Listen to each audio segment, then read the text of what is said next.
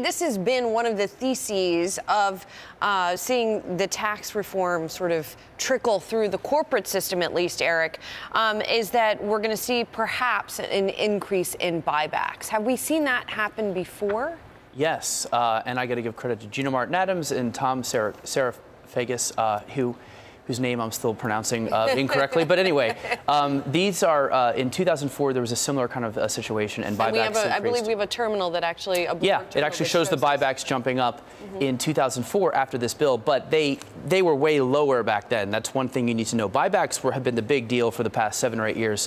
So you can see it definitely worked back then, but look how high they have been since the financial crisis. So you could be the own judge on this, but let's just put it. Corporations could have more cash. What are they going to do with it? They could do CapEx, but they could definitely do buybacks still. And so there's a couple ETFs to play the buyback trade. That look for companies that are going to increase buyback authorization, or how exactly? Yeah, so the big one is the Power Shares Buyback ETF, right? PKW is the ticker. What it does is it looks for ETF companies that have lowered their shares outstanding by 5% over the past year. So it does that. It's got 300 stocks in it, so it's pretty diversified. It's market cap weighted. It's a little pricey at 63 basis points. It's the biggest one, the most liquid. You can see some of the companies in there.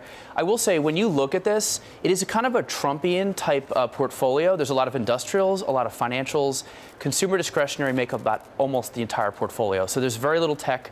You know, kind of, it's sort of like that Trump trade is in here. And it's also cheap. It's only got a P of 18 versus 24 for the market because of that lack of tech. So that's what you're getting with PKW. Right. Cheap maybe on P, but more expensive on the basis points, what you're paying for it. What about other buyback ETFs? Sure. So Spider has one that's interesting. They say, let's just go real narrow and have a little more fun with this. They do 100 stocks that have increased buybacks, and they equal weight them. When you equal weight them, you insert, it's like inserting a little hot sauce into the play. So this is going to be more volatile, but it's bigger kick if it works. And this one's got a little more tech in it as well, so it's a little more diversified than PKW. And I got to give credit to Meb Faber at Cambria. He has this ETF called Shareholder Yield, which is buybacks plus dividends. He's been talking about this for years before these ETFs. His is SYLD. His is actively managed, independently issued, and his also is narrow with 100 stocks. So that one adds dividends and buybacks and calls it shareholder yield.